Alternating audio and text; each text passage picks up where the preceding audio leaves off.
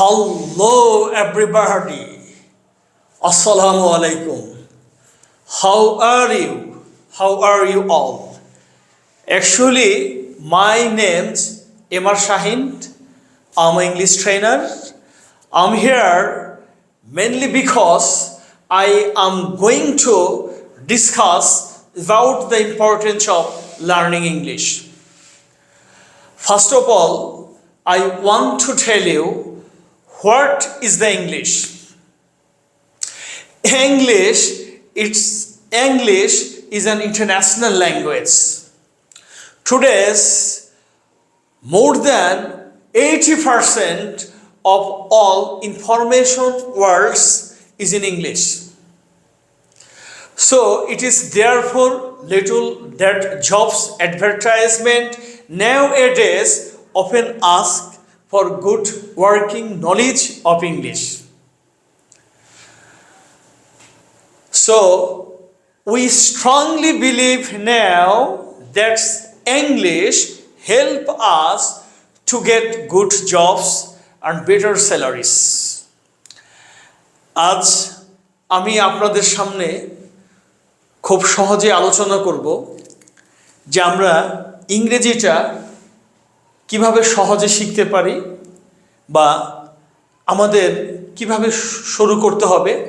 কারণ সকলেরই একটা প্রবলেম থাকে যে আমরা ইংরেজি শিখতে চাই, কিভাবে শিখব বা কিভাবে শুরু করলে আমরা সফল হব, সেই বিষয়টা আপনাদের সামনে আজ আলোচনা করার চেষ্টা করব।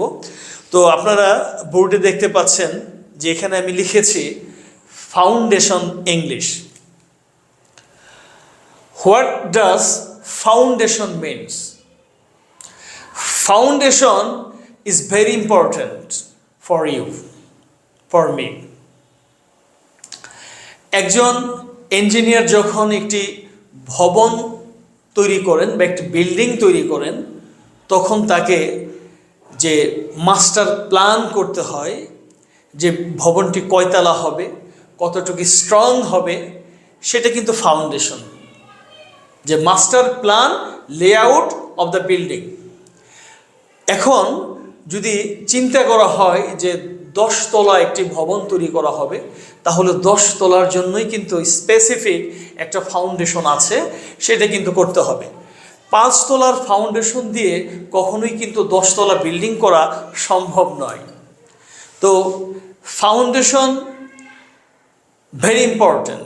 তো আমরা ইংরেজি শিখব। ইংরেজির ক্ষেত্রে ফাউন্ডেশন ইংলিশটা কি? Master plan layout of the English language is foundation English. এখন এই ফাউন্ডেশন ইংলিশ আমরা শিখব। ফাউন্ডেশন ইংলিশকে আমরা কেউ কেউ বলে থাকি বেসিক ইংলিশ। অনেকেই বলে আমার ইংরেজির বেসিক সমস্যা, আমার ইংরেজির ফাউন্ডেশন সমস্যা। আমি তাদের জন্যই বলবো যে আমরা ফাউন্ডেশন না শিখে সারা পৃথিবীর কোচিংগুলোতে ঘুরেও যদি আমরা শেখার চেষ্টা করি, তারপরেও ইংরেজিটা আমাদের কাছে সহজ হবে না। এখন কথা হচ্ছে এই ফাউন্ডেশন কি নিয়ে? ফাউন্ডেশন ইংরেজি ফাউন্ডেশনটা কি? সেটা হচ্ছে আপনারা দেখতে পাচ্ছেন যে আমি এখানে একটি অ্যারো চিহ্ন দিয়েছি, যেখানে লেখা আছে right word vocabulary, right place grammar. এখন এই রাইট প্লেস আর রাইট ওয়ার্ড শিখলে আমাদের ইংরেজির ফাউন্ডেশনটা কিন্তু কমপ্লিট হবে। এখন রাইট ওয়ার্ড মিনস ভোকাবুলারি। এখন ভোকাবুলারি বলতে আমরা বুঝি শব্দ ভাণ্ডার। এখন আমার কথা হচ্ছে যে মুখস্থ করে কি ওয়ার্ড মিনিংস মুখস্থ করে কি ইংলিশ শেখা যাবে? এটা কখনোই সম্ভব না। আজ আমি যদি 30টা ওয়ার্ড মিনিংস মুখস্থ করি, কালকে আবার 30টা, তারপরের দিন আবার 50টা, এরকম করে ওয়ার্ড মিনিং মুখস্থ করলে কিন্তু আমার ব্রেনে থাকবে না। তো সেই ক্ষেত্রে আমাদের কি করতে হবে? আপনি একজন পার্সন, আমি আপনার মাথায় দিলাম 20 কেজি, আবার আরও একজন দিল 40 কেজি, সে দিল 50 কেজি। এগুলো মাথায় রাখা সম্ভব? অসম্ভব, এটা কোনো ক্রমেই সম্ভব না। তো সেক্ষেত্রে ইংলিশ আমরা শিখবো কীভাবে? ভোকাবুলারি। আমরা জানি একটা সেন্টেন্স অনেকগুলো ওয়ার্ড নিয়ে একটা সেন্টেন্স হয়। আমরা ছোট সময় পড়েছি যে সেন্টেন্সের প্রত্যেকটি ওয়ার্ডকে পার্ট অফ স্পিচ বলে। এখন পার্ট অফ স্পিচ হয়েছে 8 প্রকার: noun, pronoun, adjective, verb, adverb, preposition, conjunction, interjection.